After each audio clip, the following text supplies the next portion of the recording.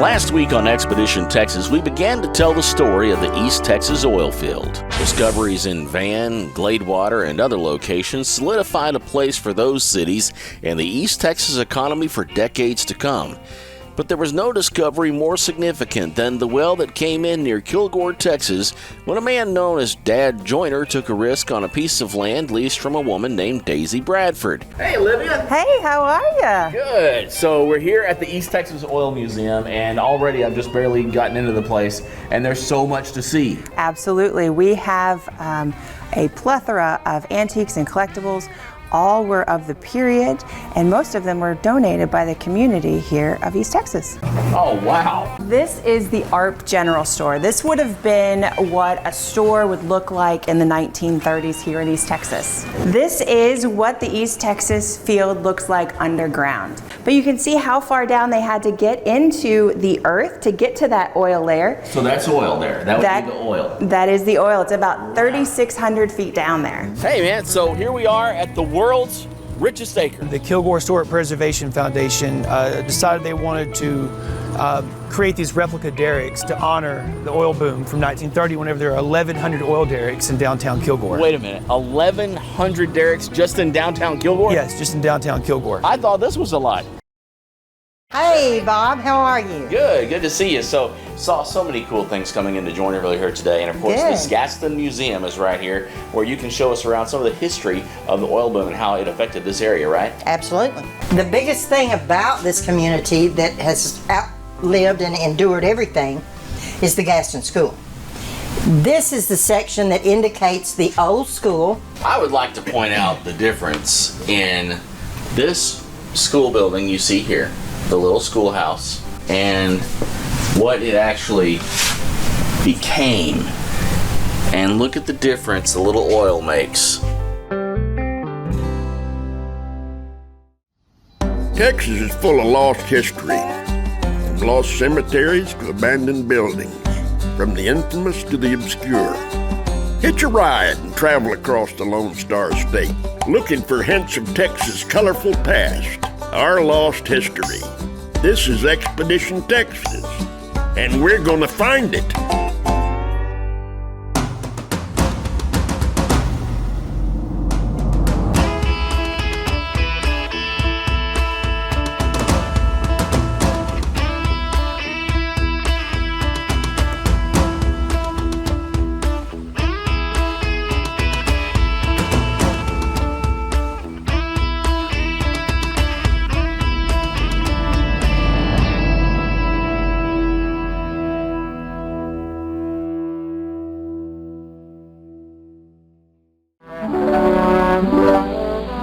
It is with deep regret that we bring you these graphic, appalling scenes of one of the greatest tragedies in American history.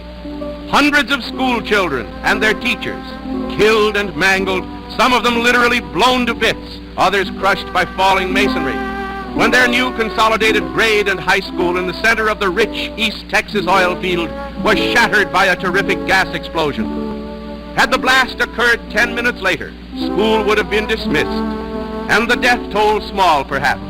But it struck when only the lower grades and a few others had left, catching almost the entire student body in an inferno of flying debris and falling walls. There was no warning. Before the eyes of persons in the vicinity, including scores of parents assembled for a meeting in a nearby building, the schoolhouse, one of the finest rural structures in the country, suddenly burst asunder and collapsed. There's scarcely a home in the entire school district untouched by the disaster. A disaster caused, it is believed, by gas pockets which had collected in the school's sub-basement. In the long list of American catastrophes, this is one of the worst. The entire nation bows in grief. This week, we continue our journey across the East Texas oil field with a poignant stop in New London, Texas, to learn the story of how the oil boom in East Texas led to one of the worst school disasters in history, and how the lessons learned changed the way natural gas was delivered to our homes, businesses, and schools.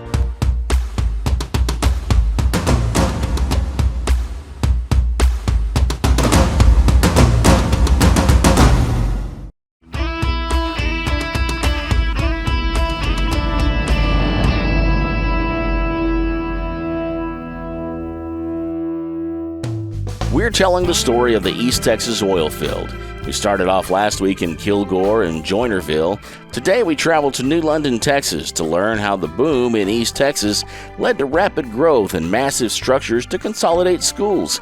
And in an effort to quickly and affordably heat those classrooms, the London school tapped into the nearby natural gas supply, with devastating results.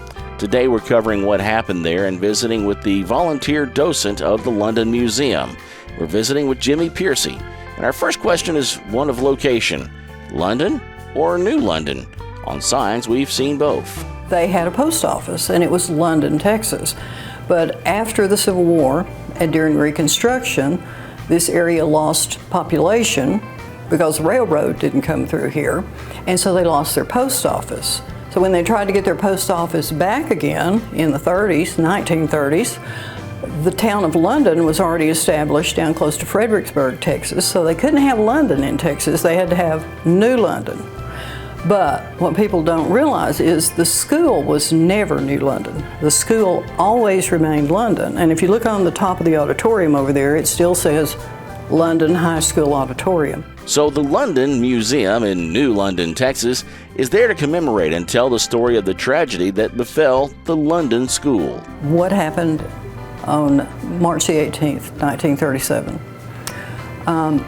was a tragedy that reverberated not just on that day, but it's reverberated through this community up until the present time. That afternoon, which was a normal spring day, at 3:17 in the afternoon, unbeknownst to anyone, natural gas had collected underneath the school in a crawl space that held approximately 64,000 cubic feet of natural gas. Mr. Butler, the shop teacher, was testing a sander, and the boys had opened the door that went to the crawl space to put extra lumber and stuff in there, and the gas had come down out of the crawl space into the shop.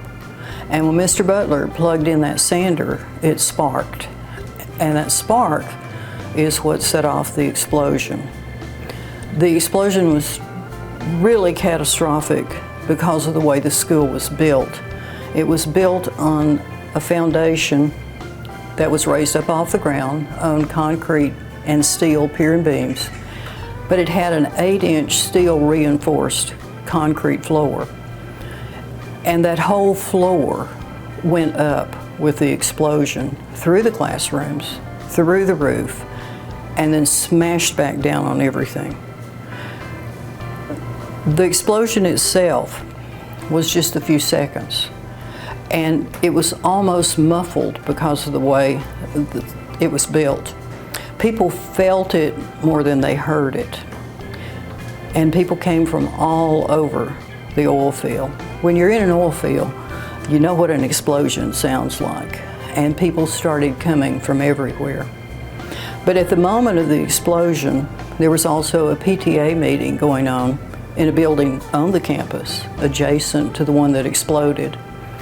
And the 50 mothers who were in that PTA meeting became the first responders to that explosion. Initially, the death count was huge. You know, everybody thought many more people had been killed than were. But on looking at it, it was a really fortuitous day because 350 of the kids that would have been in the high school were either in Henderson at a practice UIL meet, or they were on field trips along with 7 of their teachers. And those 50 PTA mothers and the children who were given the program that day were not in the auditorium, which was completely destroyed. They were in the gym. And even though this community suffered terribly with the loss of 294 lives, 270 of them being students, this explosion could have taken many, many more lives than it did.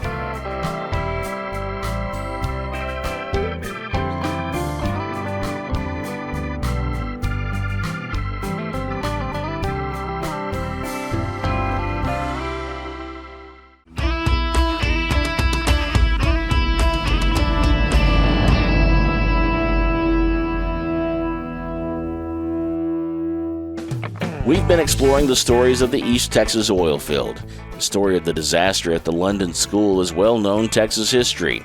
That history is on full display at the London Museum in New London, Texas. Now we're headed in for a tour. Well, hello, Jimmy. How are you? Hi, Bob. How you doing? It's Doing nice fine. to see you. Well, okay, so we are here to add to our story about the oil field in East Texas, and we're going to talk about a tragic part of that history.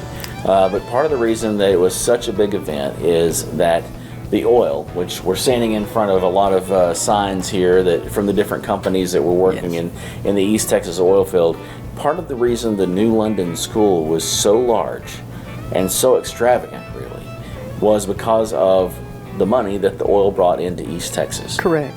So oil field a big part of London's history, New London's history? Oh, absolutely. Absolutely. The oil field, the oil companies played a tremendous part until about the 1960s, as a matter of fact. Well, we want to kind of take a little tour of the museum here before we see kind of what remains, which isn't much, unfortunately and sadly, of the New London School. But again, it all kind of starts with the oil, which is why I'm glad we met you here, because you look at all of the history and the stories around here. In fact, I believe you have photos I see of the Daisy Bradford number 3 coming in. That's it, blowing in. Awesome. Yeah. And this is why the school grew so rapidly, and why the new building, which was built in 32, was the building that exploded, actually. These two children are standing very innocently in 1930 in front of the Daisy Bradford blowing in. And the story is that in 1937, on that fateful day in March, Bobby, Kate, and Perry were going to skip school, and Daddy caught them, and he punished them, and he sent them back to school. And the tragedy of it is, Bobby, Kate was seriously injured, but Perry was killed. Daddy could only identify Perry by a little red knife that he had in his pocket, and Daddy never got over it. Daddy was still grieving when he passed away in 1971. That, from everything I've heard about that tragedy, there are very few people that can even talk about it. People don't talk about it. Yeah. My dad, my granddad, my mother were all there that day, and they could very little would ever come out of their mouths about what happened that day. Even as going to school here from 1949 to 61, people didn't talk about it. We never, on the 18th of March, we never had a quiet moment. We never had a special prayer. We never had a program. And it wasn't until 40 years afterwards that anybody talked about it. Wow. To give people an idea of the scope, we've shown photos of the building leading up to this, but I understand you have a 3D model here that someone built that gives us more of an idea of what actually happened that day. Yes, we Can do. you show us that? Yes, be glad to. Following you. Yes, we have an exact replica of the junior high and high school that exploded. A huge school. It was a huge school. And how many kids on a given day, if everyone was there, approximately how many kids would be in this? Probably about 850. Wow. Because it was junior high on this end, high school on that end. Okay. And what people need to know is the junior high went from 5th grade through 8th grade. High school is 8th grade through 11th grade. Texas didn't have 12 grades until the 1940s. But if you wanted to go to college, you went to postgraduate classes after you graduated. And 4 of the postgraduates were actually killed in the explosion. So this is an exact replica. Mr. Dorsey also made the little cars to the exact replica also. But what he did that's amazing to me is he put the crawl space in. And if you look, this crawl space is not to scale because it went down from 2 feet in the front to over 6 feet in the back. He also put in the gas line. And this was a 2-inch gas line that went the whole perimeter underneath his school. And into that gas line would have been plugged 72 radiators. And these were gas-fired radiators, and I'll show you one after a while, that actually came from the school. But this is what you have to keep in mind was really the cause of the explosion. And she's drawing the phases of the moon, and right here is where the explosion happens. Once a highlight of a trip down Highway 80, Longview, Texas has become a major East Texas city with the heart of small-town America. That's why Longview is this week's Spotlight City. There was a farmer named O.H. Methvin who sold his first 100 acres of land to the Southern Pacific Railroad. They purchased the land, and then the name of the city became Longview because some of the railroad guys were out with O.H. Methvin on his very tall hill, which is Rock Hill here in Longview, and they said, "What a long view." The railroad has always played a major part in Longview's history, but it was a whole different kind of large machine that brought along earth-moving change. So in 1946, R.G. Letourneau came to Longview, and he opened his practice of manufacturing earth-moving equipment. He had 300 patents for earth-moving equipment. He and his wife Evelyn decided to open a university here, and that university is Letourneau University today. And in the 1930s, when the Depression had hit hard everywhere else in the U.S., it was black gold that kept Longview's economy bustling. So even though we already had the trains and cotton and other people were having more problems because of the Depression, we were very fortunate to have the oil boom start in 1930. Longview is also home to some notable figures. Movie star Matthew McConaughey once roamed the halls of Longview's high school, and country superstar Neil McCoy still resides in his hometown of Longview. And maybe that's because Longview is a great place to call home today. Longview is such a beautiful city. People here are welcoming. Hospitality is one of our big focuses. It's kind of natural in East Texas. And those are just a few reasons why Longview, Texas is this week's Expedition Texas Spotlight City.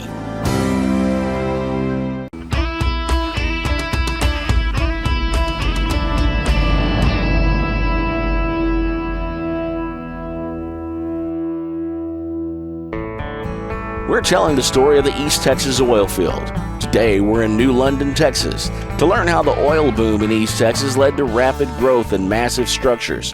In New London, one fateful day, the opulence of a boom town and the volatility of the natural gas from one of their wells led to catastrophe. The story is told through artifacts, displays, and photos in the London Museum, which we're touring with our guide, Jimmy Piercy. This was a band trophy that Mr. Durant had in his office. Oh my gosh. He was the principal of the high school, and he kept this after the explosion. And after he passed, his daughter kept it. And a few weeks ago, she brought it to us, and she said, "I'm finally ready to get rid of it. Y'all need to take care of it." Let's not just focus on the fact that it's all been up. Let's look at a few things that I noticed as you turned it over here. There's a hole blown through it right there. The metal is on the inside, but further around, the scratches and scrapes and scuffs of, I guess, metal, concrete, Whatever. brick, whatever was crashing in at that time. Yeah. Wow. That's the force. Yeah. And you just look at something like this and you think, what could a little 11-year-old or 10-year-old body do against something like that? Okay, also, you might be interested in the fact that we have many little watches, little wrist watches that were recovered. And you'll notice that most of them are stopped right at 317. Because of the concussion of the blast, it stopped those little stem wound watches. And we have this one, we have many more around the corner. And they're all stopped at 317. 317. Okay, one of the interesting little pieces that we have, and it's kind of hard to imagine, but this little piece of notebook paper survives the explosion. Okay. And if you look at it carefully, little Juanita Gibson, who's in the 9th grade, fills out her heading, March 18th, 1937, 3:05 o'clock. She's in science class, and she's drawing the phases of the moon, and right here is where the explosion happens. Oh my gosh. It's an amazing thing. Yes, it is. What survives and what doesn't. Everybody comes to this museum with different expectations, and I think one of the expectations is things that have been published quite a bit. They come to look at, and they come to look at the letters we have, and these were letters of condolence that were sent from all over the world. And of course, the most famous one is this one over here that reads, On the occasion of the terrible explosion at New London, Texas, which took so many young lives, I want to assure Your Excellency of mine, the German people's sincere sympathy, Adolf Hitler. Oh my goodness. Wow. Now, you talk about irony. Yes. 294 people die, and he sends sympathy, and then goes what on. happened there? Yeah. Well, so much to see, so many stories, and a tragic story, but so much has been learned from it, and so much has happened since then. And off camera, you were kind of describing the time after your time in school here. Yeah. And you used the word magical. Yep. Can you explain that? Magical is when you feel so secure in a place that nothing's going to harm you. And I think that's the way we felt, because everybody loved you for some reason. And I guess I know now as an adult why that was. Well, thank you for your time and for showing us Well, thank you, around. Bob. Thank you for coming.